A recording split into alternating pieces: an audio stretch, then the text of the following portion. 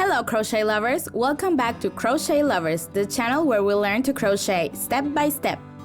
Today we'll learn how to make these crochet pumpkins to celebrate the beginning of October. We'll learn to make them in a medium size, but I will also give you the instructions to create a smaller one, inspired by this real pumpkin, and I will also give you the instructions to create a bigger one, so we'll have a lot of options. We'll use the single Tunisian stitch as well as the backward Tunisian stitch to create this pretty texture, so I hope you join me for this tutorial. We'll be using a yarn for a 4mm crochet hook. It's a medium-sized yarn, but I will use a 3.5mm hook. By using a slightly smaller hook, we'll manage to have the stitches tighter, and this will make the stuffing of the pumpkin invisible once we close it. A normal hook such as this one can be used for both the medium size and the smaller pumpkin. But if we want to make the bigger pumpkin, we would have to use a needle for Tunisian stitch, which is this type of needle. They are like longer hooks similar to knitting needles. So we make chains until we get to the width of our project. You'll have to do as many chains as you need for your size. I'll make between 14 and 16 centimeters for the medium-sized pumpkin. These are my chains. I made 15 centimeters this time. And now we'll create a loop for each chain. The first chain already has a loop, which is the one on the hook. So we go to the second chain and we pull through. We go to the next chain and we pull through. The same for the next one, and we keep doing this until we have loops for all the chains. We are almost at the end now, and this will show you why for the big pumpkin we would need the Tunisian needle, because this would be too short for all those loops. We can count the loops to verify that they are correct. We should have the same number of the initial chains we made. In order to go back, we'll pull the yarn through one loop, and then we'll pull through two at a time. We pull through two loops, then through another two loops, then through another two loops, and so on until we get to the other side of this row. This will be our base row for the Tunisian stitch. If you notice, we'll have these vertical stripes, which are the ones we'll be using next. On top of the first vertical stripe, we already have a loop on the hook, so we go to the second one and we pull through. This is what we'll do. We'll pull through each of the vertical stripes until we get to the other side. This is the second to last, and the last one will be right at the corner. Remember, you can always count them, especially if you're a beginner. It's a way to verify each row is correct.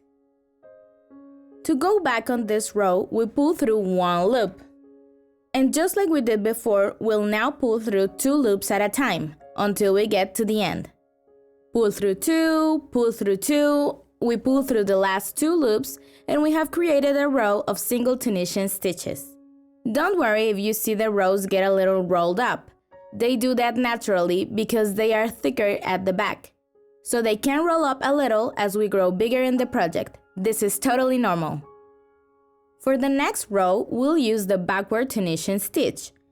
If we notice, at the back of our project, we also have some vertical stripes, but they lay at the back of the stitches.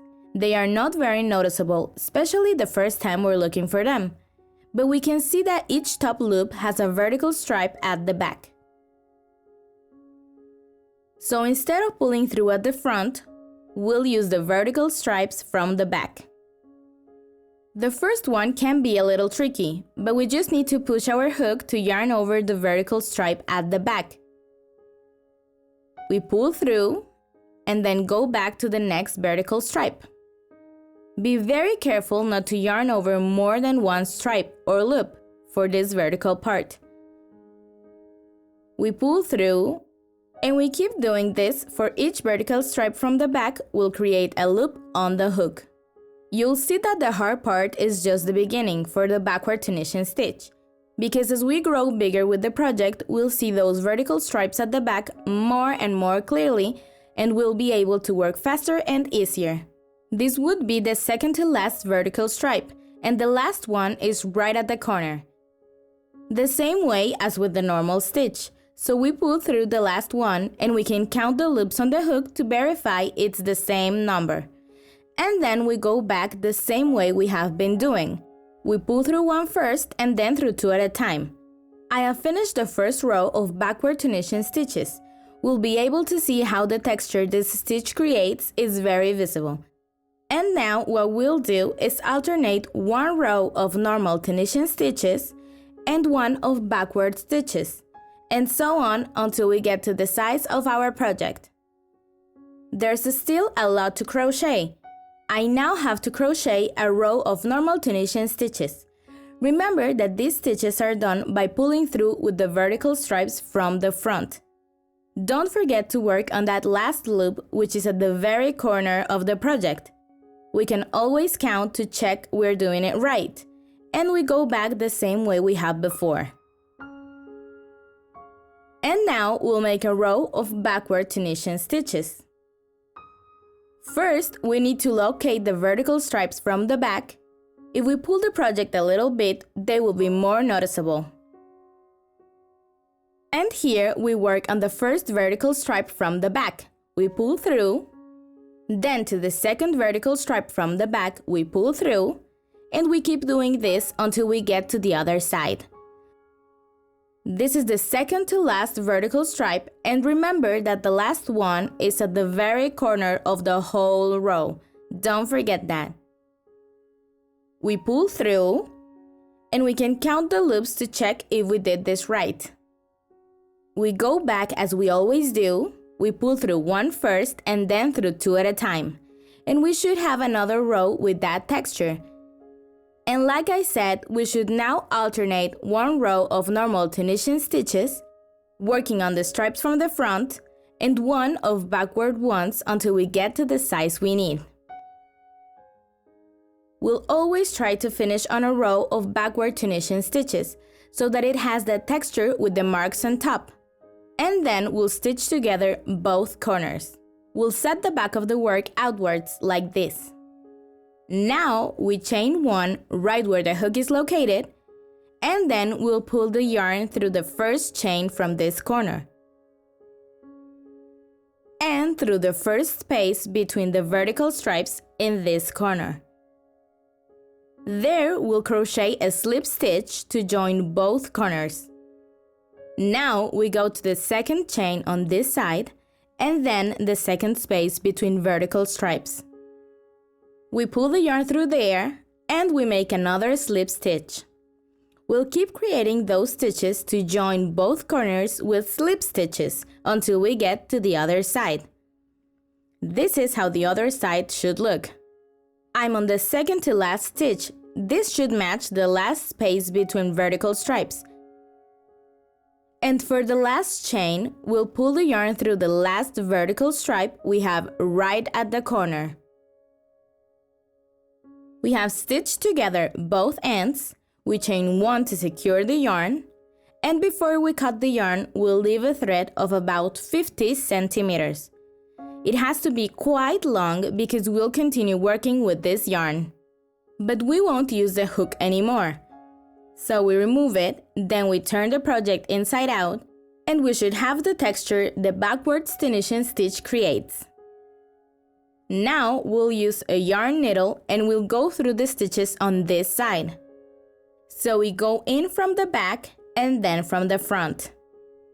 We go in from the back and we continue making this zigzag all over this side of the project.